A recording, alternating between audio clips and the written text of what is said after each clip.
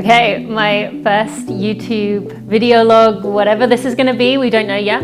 But most of the work that I do is focused on my sustainability advocacy, which I love. I put so much heart into it, but I also felt it was important to address my training, the work I've been putting in, because it's been a decade since I have really put in the time and energy that I have been, and I'm coming to this with a whole new appreciation for the sport, with a whole different approach.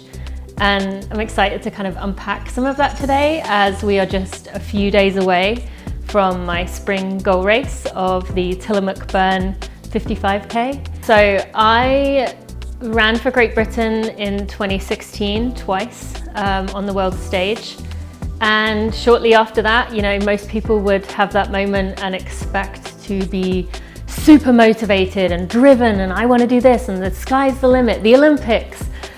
I found the opposite. I found suddenly it was like the wind had gone from my sails. The desire was gone. This little voice of, I can't do this, turned into, I don't want to do this. And that's a very hard voice to overcome. And it ultimately led to me quitting in 2017, not long after, less than a year after I ran for Great Britain. And over the past decade, I've had 2 children. I have rediscovered who I am and mostly enjoyed the discovering of what running can be without this pressure and expectation. When I look back in pictures of myself in 2016, I feel so much empathy and sadness for that woman, that girl, because it was so intense and pressure and goals and results, and now I come to it in a place of like exploration and curiosity and almost like childlike play. So it's been quite the journey with many different chapters, but finally now I feel ready to kind of give it a go again. Tell me a little bit about that picture you just showed me that somebody sent you.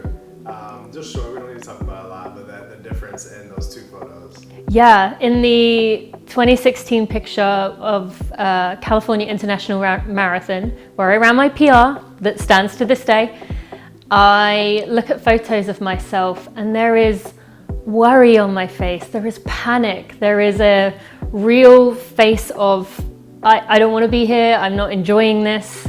It just is hard to look at, quite frankly. And now when I see pictures of myself, I mean, at the TCS London Marathon a few weeks ago, you're hard pressed to find a picture of me where I wasn't beaming or smiling, or that grimace smile that runners do towards the end. It's just a different perspective in every way. And while I know that was a part of my journey in becoming who I am, it feels much better doing it this way. In about 2023, I decided I wanted to I was getting that itch to compete again.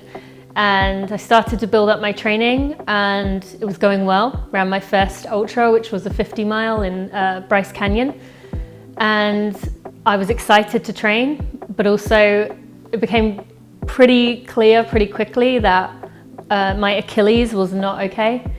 Tried to do everything to avoid it for a few years, and then ultimately had to have Haglund's deformity removal and Achilles debridement, which means shaving down the Achilles. Not a nice surgery, long recovery period, but it meant that I had this choice during my recovery period from this surgery. Do you want to commit to this? Or do you want to kind of do the bare minimum to live a quality of life that is better than it was before because of that Achilles pain? And it became clear to me as I was recovering this Achilles that actually, yeah, I do want to commit. So technically you could say maybe April 2024 when I had that surgery was when it changed. But really it was building back to a healthy body. I ran my first 100K in Cape Town in November, and following that race, the drive to kind of see what I was capable of continued to grow. And I've really been enjoying my training and seeing my fitness come back in a new way. I think most people tend to pick one thing in their life and they give it their all and they kind of focus fully on it. I have never really been that kind of person. And so while I've had this goal training, as many have noticed, I had an insane last month, being Earth Month, all these opportunities with my work and sustainability. Also, I'm a parent and a wife. So it was a lot of juggling. And so while I did get my training in, it wasn't perfect. It wasn't maybe what I wanted at times. There were many moments where in the evenings, my girls would ask me to play with them, and I just did not have the energy to do what they wanted to do, which is tough when you are the mother of young kids. But I'm really proud of the effort that I've put in, of the training that I've managed, and it actually seeing it come together despite not being perfect, which past me was so controlling and restrictive if it had to be perfect, and if it didn't, then everything was going to fall apart, has actually been a really beautiful lesson in itself of like accepting where you are and enjoying whatever that means in that moment. As I started to get that competitive itch to come back into the sport in a way where I could kind of look at my potential again, a lot of people assumed I would go back to what I knew, right? Wouldn't you try and chase down a PR, especially learning what I have now about how much I was underfueling in my life, had RED-S, relative energy deficiency in sport, not eating enough, and the lack of fueling during the race. I left a lot of time on the table, so people would assume, why would you not try and see what you could do? But I have to be honest, the desire to do it just wasn't there. I love road marathons, don't get me wrong. I really enjoy them. But the level of commitment and push that would be required to get close to my PR is just not something that inspires me or motivates me. What I do love is being out in nature. I am someone who really connects with nature. I talk to trees a lot, touch them as I'm running by. And so this ultra journey was like a beautiful way for me to marry those two things I love, of being in nature, being immersed in this beautiful world that we live in, but also moving fast. Maybe not as fast as I did on the road, but like a version of it.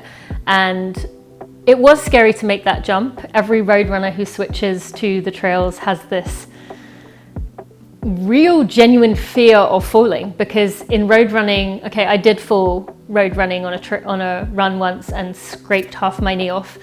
But other than that, you don't tend to fall on the roads, but on the trails, you have to get used to the idea of you are gonna fall.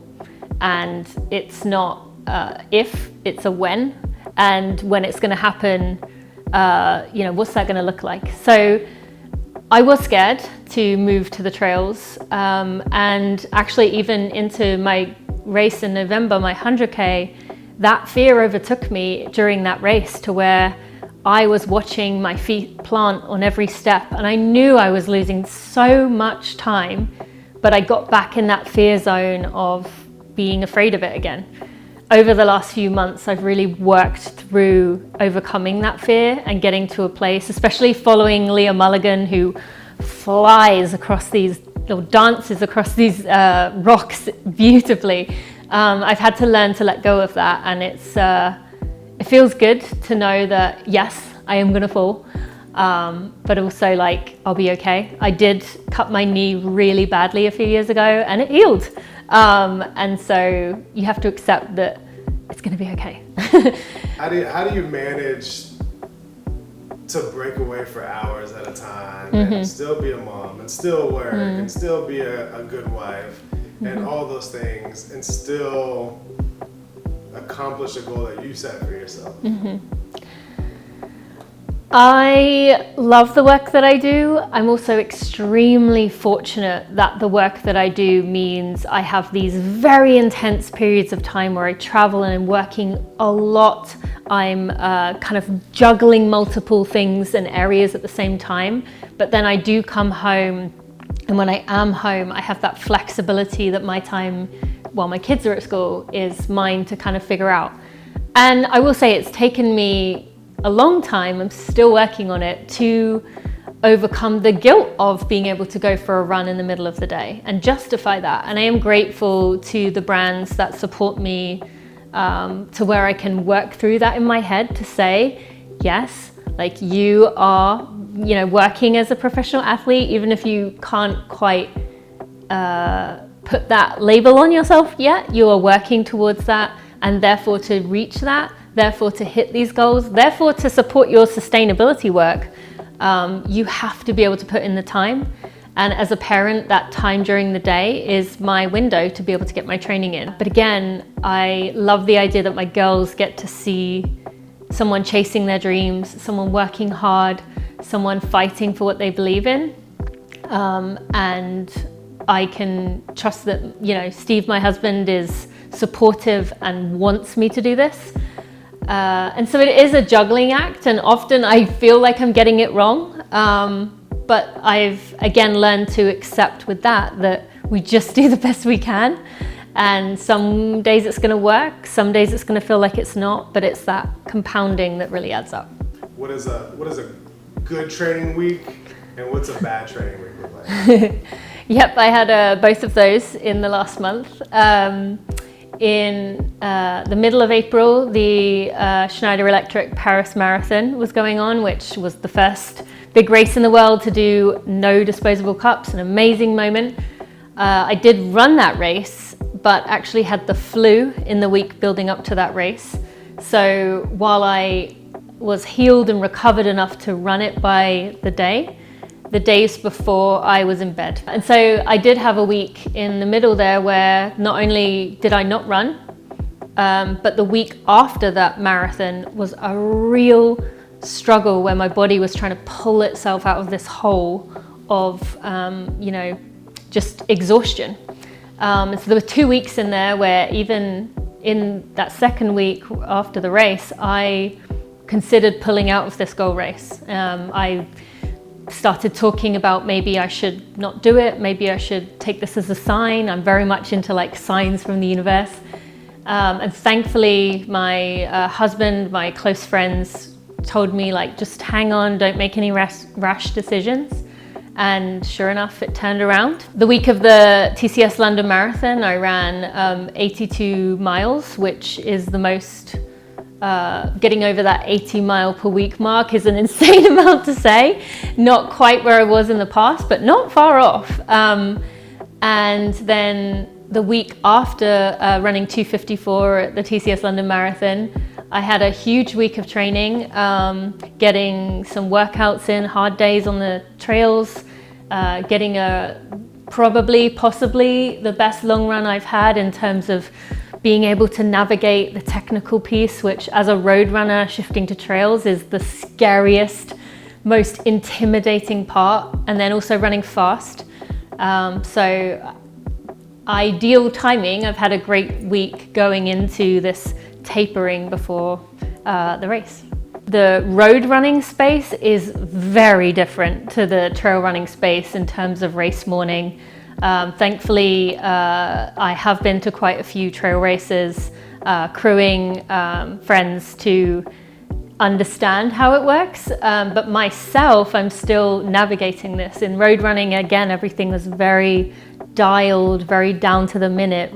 Trail is a bit more loose with the build up of the morning.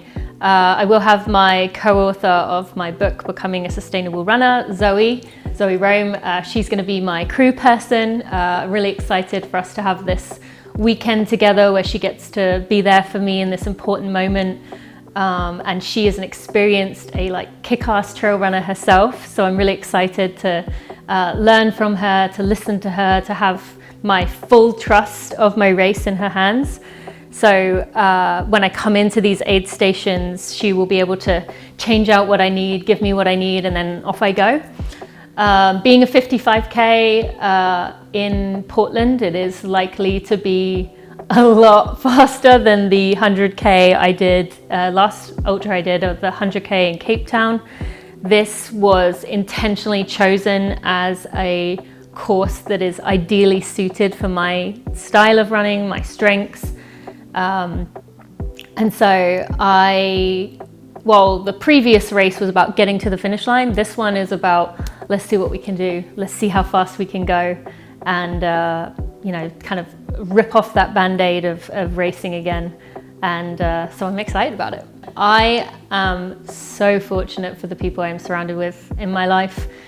Have to shout out my husband Steve, who has been incredibly supportive, not only in my work, traveling as much as I have, doing these races, working these events, talking non-stop about sustainability initiatives that he maybe isn't interested in, and cares and listens. He has been my number one fan, also kind of guiding me coaching wise. And then I am so fortunate to have trail friends, my best friend Ryan Montgomery giving me so much advice. Liam Mulligan has been someone I have trained with in the Chattanooga area. Like having someone who is close to your level to do these hard runs, to kind of commiserate with you, to celebrate these moments with you. That's been huge. And then Zoe coming to support me for this race is it means a lot. I'm really grateful for her, giving up her weekend and believing in me in a way that I'm just so grateful for. So this is your goal race. Mm-hmm. What comes after this? Technically, I said this is my goal race for the spring because because I am incapable of selecting one thing for the year. Yes, so what comes next? This is a 55K. This is kind of the opposite of my 100K in Cape Town, where it was extremely technical, extreme vert and climbs and difficulty level, and my first 100K. We wanted to do something that was shorter and faster and kind of see how we can bring together my past and my future. But I do still have a lot of curiosity over that 100K distance. So I have 200Ks planned for the rest of the year. One is in July, which is called Never Summer. It is a well-known race, again recommended to me by the amazing ultra runners in my life, said this would be a good fit for you. And so that one is in July. That will be kind of a next level step up to see where I'm at. And then the true goal for the year is in November doing a UTMB race, 100K, and really seeing that course again is all my strengths. It has the climbs, it has the runnable, I know that word now, runnable, trail runner lingo. It has the runnable element to it, and it just seems suited to me. And I really love the idea of it being an adventure and immersed in nature. And so that end of November will be the true focus for the year. These other two are kind of building to that moment.